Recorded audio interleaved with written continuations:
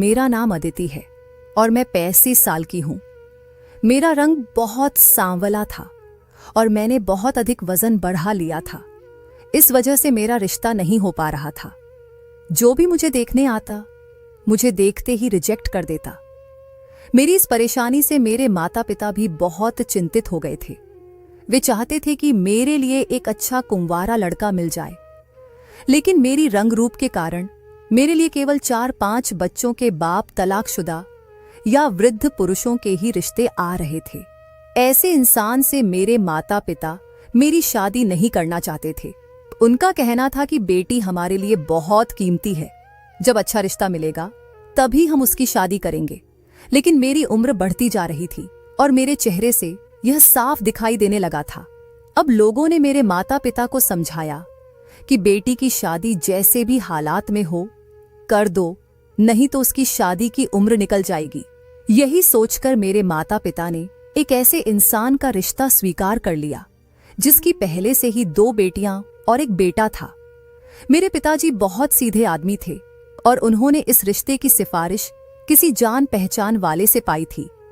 लड़के का फोटो देखकर मेरे पिताजी को वह पसंद आ गया, क्योंकि वह देखने में गोरा और स्मार्ट था। मेरे पिताजी ने हमारी तरफ से रिश्ते के लिए हाँ कर दी थी। मेरा फोटो भी लड़के वालों के घर भेज दिया गया था और उन्होंने भी मुझे पसंद कर लिया। इस तरह से मेरी शादी सादगी से हो गई और मैं विदा होकर अपनी ससुराल चली गई। लेकिन शादी से 2 दिन पहले मैंने देखा कि मेरे परिवार वाले बहुत परेशान लग रहे थे और मुझे देखकर बहुत रो रहे थे। उन्होंने कहा कि ससुराल जा रही हो तो हमेशा अपने घर को जोधे रखना है कि अहो वो जोधे रखना और पति के घर में हर हाल में गुजारा करना। मैं समझ गई थी कि वे क्या कहना चाह रहे थे। जब मैं ससुराल पहुंची तो मैंने अपने पति के बच्चों को देखा। बच्चे सभी जवान थे। दोनों लड़कियां बहुत खूबसूरत थीं और लड़का अजीब टाइप का था। उसने कान में कुंडल पहना हुआ था।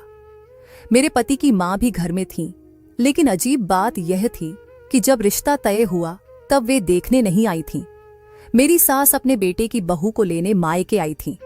मैं अपने पति के साथ मंदिर में रस्में करने के बाद सीधा ससुराल आ गई थी। मेरी सास देखने में खतरनाक लग रही थी, जैसे वे मुझे परेशान करेंगी। मुझे मेरे कमरे में भेज दिया गया और वहां मेरा पति आया और मुझसे अच्छी तरह बात करने लगा। मुझे वह पसंद आ गया, इसलिए मैंने दूसरों की परवाह नहीं की। मेरे पति की उम्र लगभग 50 साल थी, लेकिन उनके बच्चे जवान थे, जो संभव नहीं लग रहा था। मेरे पति ने मुझसे कहा कि तुम्हें मेरी मां और बच्चों का ख्याल रखना है। उन्होंने बताया कि वे जिम करते हैं और हमेशा अपना ध्यान रखते हैं। मेरी सास ने मुझसे कहा कि इस घर में तुम्हें कभी किसी चीज की परेशानी नहीं होगी। उन्होंने बताया कि उनकी बहू नहीं बल्कि बेटी हूं। मेरे पति ने भी कहा कि वे मुझसे बहुत खुश हैं और मेरा रंग रूप उनके लिए मायने नहीं रखता। मेरे पति की बेटियां मुझे मम्मी कहकर पुकारने लगी। मेरे पति सच में जवान दिखते थे। वे बहुत एक्टिव थे। मुझे अब अपनी ससुराल पर ध्यान देना था। सुबह हुई, मेरी सास मेरे लिए नाश्ता लेकर आई। मैंने अपने पति से कहा कि आज हमारी शादी का पहला दिन है, कहीं घूमने चलते हैं।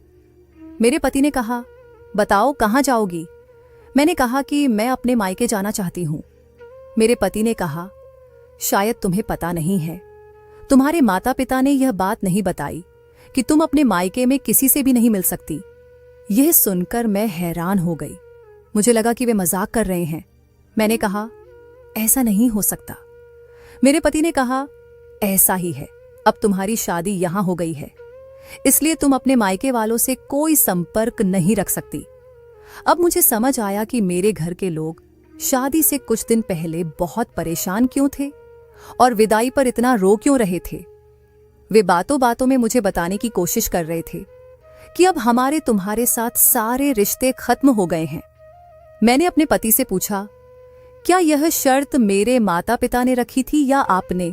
उन्होंने कहा, मैंने इसी शर्त पर तुमसे शादी की है क्योंकि तुम्हारी कहीं शादी नहीं हो रही थी और तुम्हारे घर वालों ने खुशी खुशी यह शर्त मान ली थी। यह सुनकर मुझे बहुत दुख हुआ। थोड़ी देर बाद मेरे पति के मोबाइल पर कॉल आने लगी। वे फोन पर बहस कर रहे थे और कह रहे थे कि रिश्ता तय होने पर यह शर्त पक्की हो गई थी। मैं समझ गई कि कॉल मेरे घर से ही आई होगी। मैं उनके आगे खड़ी हो गई और कहा, प्लीज एक बार मेरी बात करवा दो। मेरे पति ने फोन पर कहा, आज के बाद मेरे मोबाइल पर किसी की कॉल नहीं आनी चाहिए। अगर फोन किया तो मैं तुम्हारी बेटी को तलाक देकर वापस भेज दूंगा। यह कहकर उन्होंने कॉल काट दी। मैंने कहा, आपने ऐसा क्यों किया? मैं मिलने नहीं जा सकती, लेकिन एक बार फोन पर बात तो कर सकती थी। मेरे पति ने कहा, तुम्हारे घर वाले भी यही बात कह रहे थे, लेकिन हमारी शर्त यह थी कि शादी के बाद तुम अपने घर वालों या किसी रिश्तेदार से कोई संपर्क नहीं रखोगी। अगर वे तुम्हें खुश देखना चाहते हैं तो खामोश रहें और तुमसे बात करने की कोशिश न करें। मैं उनके रूप को देखकर बहुत डर गई। मेरे पति ने कहा, इस घर में मेरी माँ, मेरी बेटियां और एक बेटा है। तुम्हें सबके साथ रहना है और उनका ख्याल रखना है, यही तुम्हारा कर्तव्य है। मैंने कहा, मैं एक पत्नी का फर्ज निभाऊंगी, लेकिन एक बेटी को अपने माता पिता से अलग नहीं किया जा सकता। आप प्लीज एक बार मुझे उनसे फोन पर बात करवा दें। मैं आपका एहसान कभी नहीं भूलूंगी। मेरे पति ने मेरी कोई बात नहीं सुनी और मैं रोते हुए कमरे में चली गई। रो रो कर मेरा बुरा हाल हो गया। पहले ही दिन मेरे साथ ऐसा किया तो आगे क्या होगा? थोड़ी देर बाद मेरे पति कमरे में आए और मुझे चुप करवाने लगे। उन्होंने कहा, तुम परेशान मत हो, मैं तुम्हारी फोन पर बात भी करवा दूंगा और मुलाकात भी करवा दूंगा, लेकिन सही समय आने पर अभी नहीं। मैंने पूछा, यह सही समय कब आएगा? उन्होंने कहा, जब सही समय होगा मैं तुम्हें खुद लेकर जाऊंगा। बस तुम परिवार के सदस्यों का ख्याल रखो। मुझे कुछ काम से बाहर जाना है। मेरे पति यह कहकर घर से चले गए और मेरी सास मेरे पास आकर बैठ गई। उन्होंने बातें करके मुझे व्यस्त कर लिया। फिर कुछ देर बाद उन्होंने अपनी बड़ी बेटी से कहा, जाओ, तुम्हारी मम्मी ने रो रो कर अपना बुरा हाल कर लिया है, इसके लिए एक कप चाय बना दो। मेरे पति की बड़ी बेटी किचन में चाय बनाने चली गई और दूसरी बेटी भी पीछे पीछे गई। मैंने मना किया कि अभी नाश्ता किया है, अभी चाय नहीं पी सकती, लेकिन उन्होंने जबरदस्ती चाय बनवाई और मुझे दे दी। मैंने चाय का कप हाथ में ले लिया, लेकिन जैसे ही चाय के कप से होंठ लगाए, मुझे चाय से कड़वी बदबू आई। ऐसा लगा जैसे खराब दूध की चाय हो। मैंने कहा, चाय से अजीब बदबू आ रही है। मेरी सास ने कहा, हम तुम्हें खराब दूध की चाय नहीं पिला सकते। हो सकता है कि दूध फ्रिज में खुला छोड़ दिया गया हो और उसमें बदबू बैठ गई हो। तभी मेरी पति की छोटी बेटी आकर बोली, अगर आप हमसे प्यार करती होती तो आपको इस चाय से बदबू नहीं बल्कि खुशबू आती। हमारे घर की चाय तो मोहल्ले में फेमस है। मुझे मजबूर होकर चाय पीनी पड़ी। चाय का स्वाद अच्छा था, लेकिन उसमें से किसी दवाई की बदबू आ रही थी। सब मुझे चाय पीते हुए गौर से देख रहे थे। जैसे ही मैंने चाय खत्म की, सब ने मेरी तरफ ऐसे देखा जैसे कुछ बड़ा होने वाला हो। फिर सब कमरे से चले गए और मेरा सिर भारी होने लगा। मैंने संध्या को आवाज दी, लेकिन उसने मेरी बात नहीं सुनी। मुझे लगा कि पूरा कमरा घूम रहा है और मैं बेड पर लेट गई। उसके बाद मुझे कुछ नहीं पता चला। रात के 9 बजे मेरी आंख खुली। कमरे में कोई हलचल नहीं थी, लाइट बंद थी और अजीब सी खामोशी थी।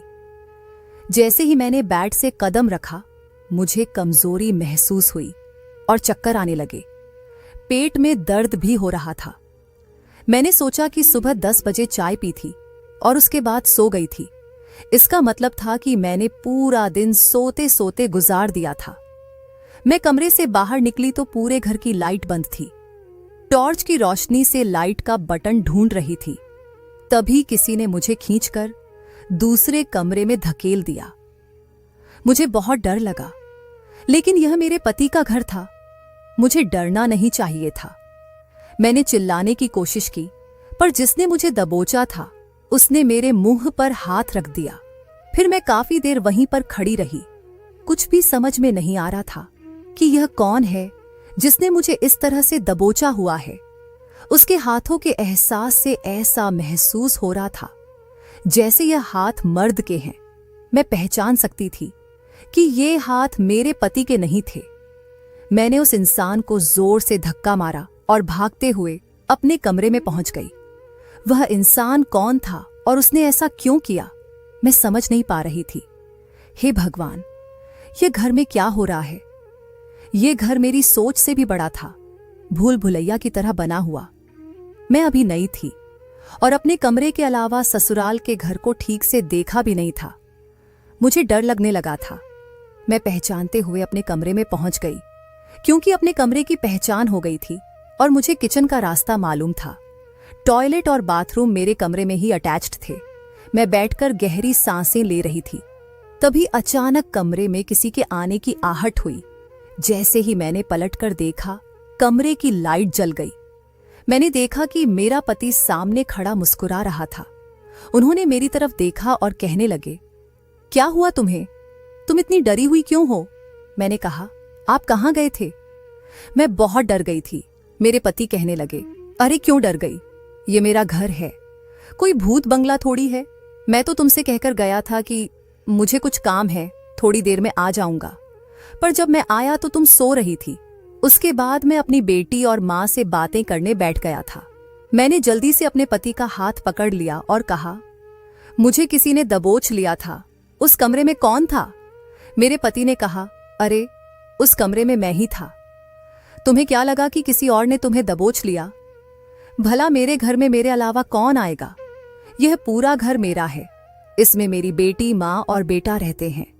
मेरा बेटा सारा दिन नौकरी पर रहता है, सिर्फ रात को सोने के लिए आता है, और वह भी 11 बजे से पहले नहीं आता। अभी तो 10:30 बज रहे हैं, तो फिर मैं ही था जिसने तुम्हें दबोचा था। मैंने कहा, अगर आप थे तो आपने मुझे बताया क्यों नहीं? आपको पता है ना कि मैं कितना डर गई थी। यह सुनकर मेरे पति जोर जोर से हंसने लगे और कहने लगे, मैं तुम्हें डरा रहा था। मेरे पति ने इस तरह से बात की जैसे जिसने मुझे दबोचा था वह वास्तव में मेरे पति ही थे।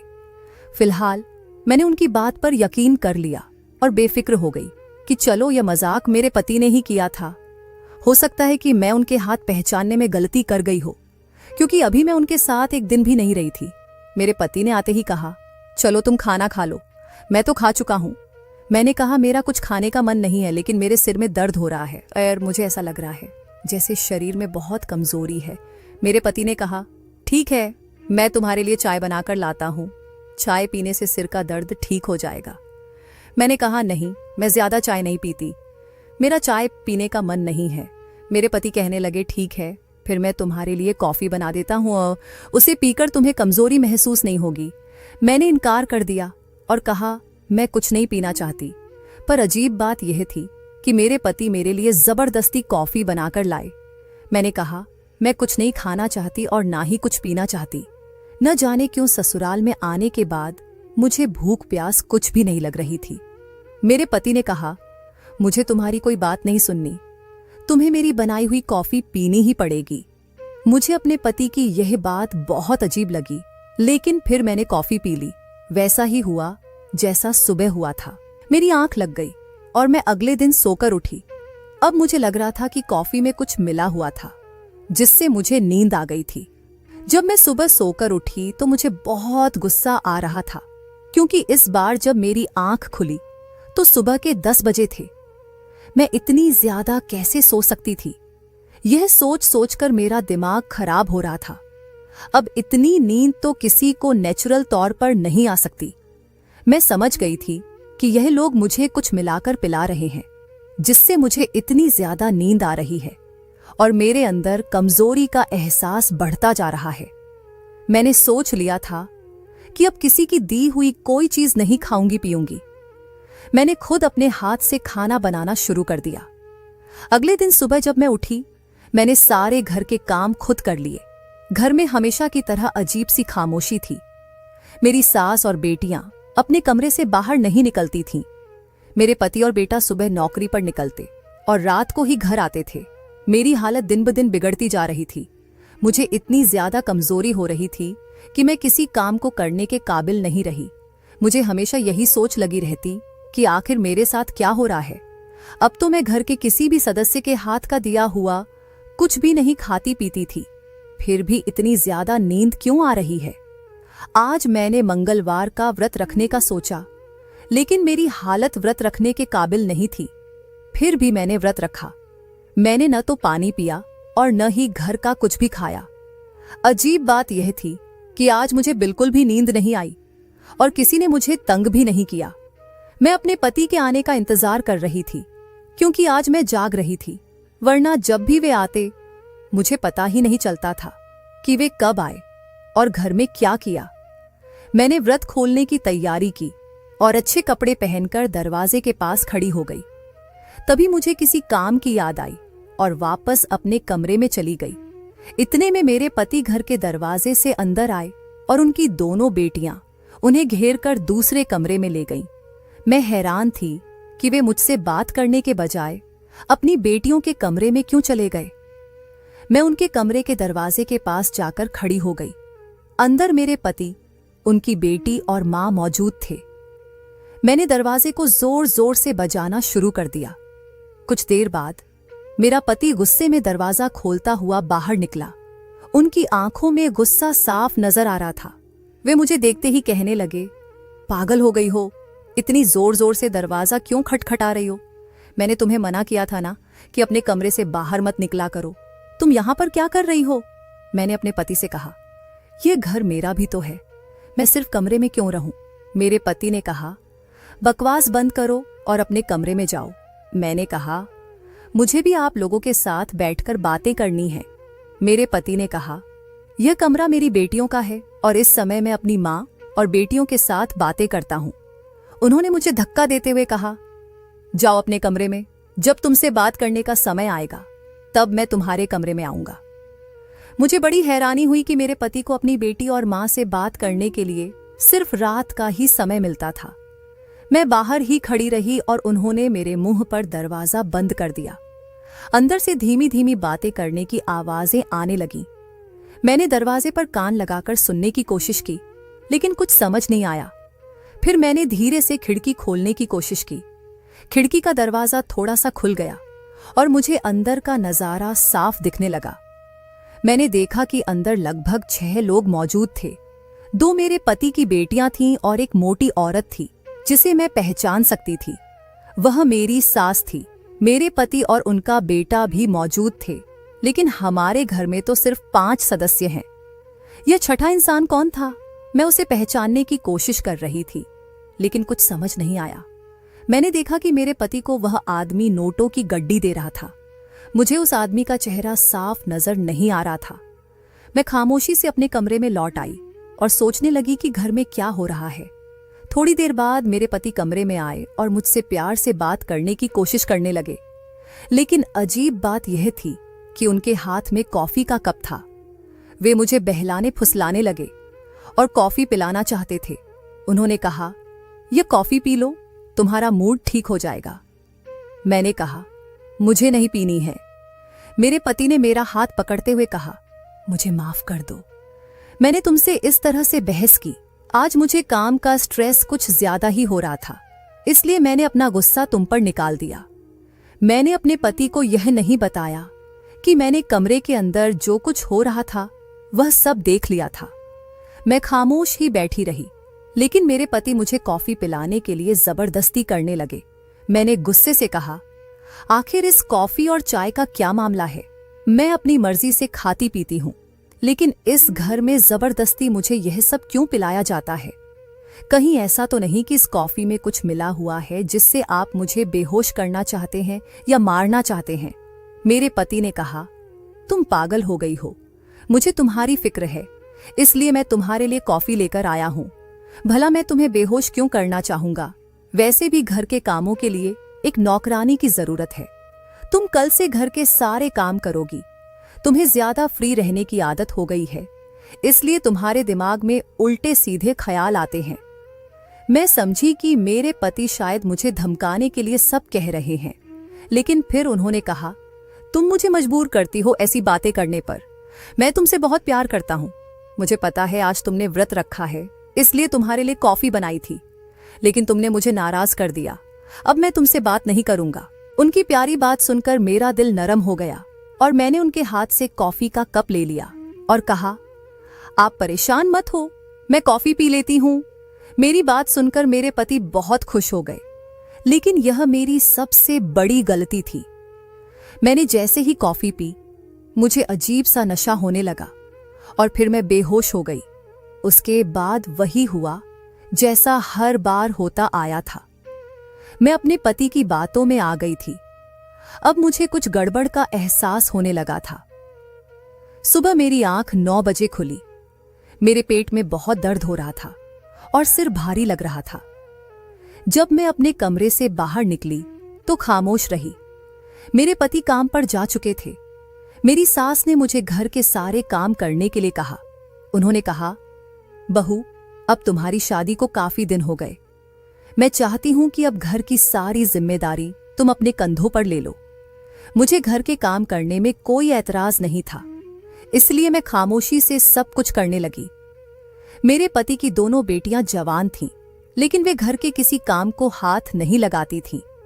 मेरी सास भी एक तरफ बैठकर सिर्फ पान खाती रहती थी और उनकी नजर मुझ पर ही रहती थी। यह बात मुझे शुरू से ही बड़ी अजीब लगती थी। एक दिन मैं कपड़े धो रही थी तो मैंने देखा कि मेरे पति का बेटा मुझे अजीब नजरों से घूर रहा था। उसे देखकर मुझे बहुत अजीब लगा, इसलिए मैंने अपने पेट को साड़ी से ढक लिया। आज मेरे पति के बेटे की छुट्टी थी और वह घर में ही मौजूद था। मैं किचन में खाना बना रही थी और मुझे एहसास हुआ कि किसी का हाथ मेरी कमर पर है। घबराकर पीछे मुड़ी तो देखा कि मेरे पति का बेटा खड़ा हुआ था। वह मुझे देखते ही घबरा गया और उसके चेहरे का रंग उड़ गया। मैंने कहा, तुम्हें क्या चाहिए? ये कैसी हरकतें कर रहे हो? वह कहने लगा, मम्मी, मैं तो कुछ भी नहीं कर रहा था। मुझे गिलास पानी चाहिए था, इसलिए मैं किचन में आया था। अब जा रहा हूं। यह कहकर वह किचन से बाहर चला गया। मेरा शरीर बुरी तरह कांप रहा था। इस घर का माहौल अजीब था। मेरे पति की बेटियां भी अजीब तरह के कपड़े पहनती थीं, जैसे वे कोई हीरोइन हो। उनके कपड़ों से उनके शरीर के काफी हिस्से दिखते थे। एक दिन दरवाजे पर दूध वाला आया तो मैं दूध लेने के लिए दरवाजे पर गई। गली में काफी सारी औरतें खड़ी थीं और आपस में बातें कर रही थीं। दूध वाला तो दूध देकर चला गया, लेकिन वे औरतें मुझे घूर रही थीं और मेरे करीब आ गईं। वे कहने लगीं, तुम्हें हमने पहले कभी नहीं देखा, क्या तुम यहां नई हो? मैंने कहा, आपका क्या मतलब है कि मैं नहीं आई हूं? मैं इस घर की बहू हूं। मेरी बात सुनकर वे एक दूसरे को देखने लगी और उनमें से एक औरत हंसकर कहने लगी, अरे बहू, इस घर में ना जाने कितनी बहुएं अब तक आ चुकी हैं। मैं उन औरतों से कुछ पूछने ही वाली थी कि तभी पीछे से किसी ने मेरा हाथ पकड़कर अंदर खींच लिया। पलटकर देखा तो मेरी सास ने मुझे अंदर धकेला। मेरे हाथ से दूध का बर्तन गिरते गिरते बचा और थोड़ा सा दूध फर्श पर गिर गया। मेरी सास ने जल्दी से दरवाजा बंद कर दिया और मुझे घूरते हुए डांटने लगी। वे कहने लगी, मेरे बेटे ने तुझसे कितनी बार मना किया है कि ज्यादा इधर उधर ताक झांक करने की जरूरत नहीं है। अगर यह बात तेरे पति को पता चल गई कि तू दरवाजे पर खड़े होकर मोहल्ले की औरतों से बातें कर रही थी, तो तू नहीं जानती कि वह तेरा क्या हाल करेगा। मैंने कहा, मैंने ऐसा क्या गलत कर दिया? दूध वाला बहुत देर से दरवाजे की बेल बजा रहा था। किसी को आवाज नहीं आ रही थी, इसलिए मैं दूध लेने के लिए आ गई। और आप मुझसे इस तरह बात क्यों कर रही हैं? मैंने कोई पाप तो नहीं कर दिया? उस दिन मेरी सास ने बहुत हंगामा किया। अब मुझे लोगों पर शक होने लगा था और मैं सोच में पड़ गई थी कि मोहल्ले वाली औरतें मुझसे क्या कहना चाहती थीं। वे लोग इस घर के बारे में सब कुछ जानती थीं। मैंने मौका पाकर मोहल्ले की एक औरत से बातचीत करने की कोशिश की। मैं बहाने से छत पर चली गई। उस समय घर के सारे लोग सो रहे थे। छत पर जाने के बाद मैंने सामने वाले घर की छत पर पत्थर मारे ताकि कोई बाहर आकर मुझे देख सके और मैं उससे बात कर सकूं। मेरे पत्थर मारने पर एक औरत खिड़की से झांकने लगी। मैंने उसे आवाज दी और बहाने से अपनी छत पर बुलाया। हमारे घरों की छतें आमने सामने थीं। मैंने उस औरत से कहा, क्या तुम गली में खड़ी होकर मेरे बारे में कुछ बातें कर रही थीं और मुझे कुछ बताना चाह रही थीं? मैं इस घर के बारे में सब कुछ जानना चाहती हूँ, प्लीज मुझे बता दो। मैं यहाँ रहते हुए बहुत परेशान हूँ। उस औरत ने कहा, हाँ, मैं तुम्हें सब कुछ बता दूंगी, लेकिन मेरा नाम इस मामले में नहीं आना चाहिए। मैंने कहा, ठीक है, कोई तुम्हारा नाम नहीं लेगा। उस औरत ने बताया, जिस घर में तुम रहती हो वह कोई घर नहीं है। इसमें रहने वाला आदमी तुम्हारा पति नहीं है। ये लोग आपस में परिवार के सदस्य नहीं हैं। यह घर कोठा है और इसमें रहने वाली औरत मोहित भाई है। 2 जवान लड़कियां भी यहाँ रहती हैं। ये लोग लड़कियों को बहला फुसलाकर लाते हैं और तुम्हारा पति भी यही काम करता है। वह लड़कियों को या तो शादी के बहाने से यहाँ लाता है या उन्हें किडनैप करके लाता है। अब की बार तुम यहाँ आ गई हो। हम कई बार इन लोगों के खिलाफ केस कर चुके हैं, लेकिन ये लोग हर बार पुलिस को पैसे देकर बच निकलते हैं और मोहल्ले के लोगों को किसी न किसी बात पर तंग करते रहते हैं। मैंने पूछा, इस घर में जो लड़का रहता है वह कौन है? उस औरत ने बताया, वह लड़का तुम्हारे पति का बेटा नहीं है, बल्कि बाई का बेटा है। उसका काम है लड़कियों पर नजर रखना ताकि वे भाग न जाएं। यहाँ हर महीने एक नई लड़की लाकर रखी जाती है। मैंने पूछा, यहाँ लाकर लड़कियों के साथ क्या किया जाता है? उसने कहा, तुम्हें नहीं पता, यहाँ जो भी लड़की आती है उसके शरीर को बेचा जाता है। ये सुनकर मेरे पैरों तले से जमीन खिसक गई। उसने बताया, ये लोग बहुत खतरनाक हैं। इनके बारे में हम मोहल्ले वाले सब जानते हैं। लड़कियों को बेहोश करके रात में उनकी कीमत लगाई जाती है और जब तक वे बेहोश रहती हैं उनके साथ क्या होता है उन्हें कुछ पता नहीं चलता। मैं तो पसीने से तरबतर हो गई। उस औरत ने मुझे चेतावनी दी, तुम जितनी जल्दी हो सके यहां से भाग जाओ, वरना ये लोग तुम्हें भी नहीं छोड़ेंगे। मुझे अब समझ में आ गया था कि यह कोई ससुराल नहीं बल्कि एक गैंग था जो लड़कियों को बेवकूफ बनाकर उनकी कीमत लगाता है। मैंने ठान लिया कि मैं यह सब सहन नहीं करूंगी। मैं अपने कमरे में गई और चुपचाप अपने पति का फोन उठाकर पुलिस को कॉल किया। मैंने अपनी सारी बात पुलिस को बता दी और उन्हें आने का वक्त रात का दिया, क्योंकि 10 बजे के आसपास मेरा पति घर आता था और 1-2 घंटे बाद सब कुछ होता था। अगले दिन मेरे पति ने मुझे कॉफी का कप दिया। मैंने प्यार से उसे लिया और पीने का नाटक किया। मैंने कॉफी को चुपचाप पीछे फेंक दिया और सोने का अभिनय किया। मैंने पुलिस को रात का वक्त ही दिया था। जैसे ही कोई मेरे कमरे में आया और मेरे शरीर पर हाथ फेरने लगा, पुलिस ने छापा मारा और उन लोगों को रंगे हाथों पकड़ लिया। पुलिस ने इन सभी लोगों को गिरफ्तार कर लिया। मैं अपने पेरेंट्स के घर आ गई और जब मैंने उन्हें सब कुछ बताया तो वे बहुत शर्मिंदा हुए। उन्होंने कहा, हमें तो उसी दिन शक हो गया था जिस दिन उस लड़के ने हमसे शर्त रखी थी कि आज के बाद आप लोग अपने बेटे से कोई ताल्लुक नहीं रखेंगे, लेकिन हमें नहीं पता था कि वह इतना गिर सकता है। फिलहाल वे लोग गिरफ्तार हो चुके थे और मैं अपने पेरेंट्स के घर आ गई थी। आज तक मेरी शादी नहीं हुई है और अब मुझे शादी के नाम से भी डर लगता है। मैं अपने पेरेंट्स के साथ रहकर उनकी सेवा कर रही हूँ क्योंकि वे बहुत बूढ़े हो चुके हैं। मैं पढ़ी लिखी हूँ और नौकरी करके अपना गुजारा कर रही हूँ। उस दिन के बाद से मुझे अपनी ऐसी जिंदगी ज्यादा पसंद है।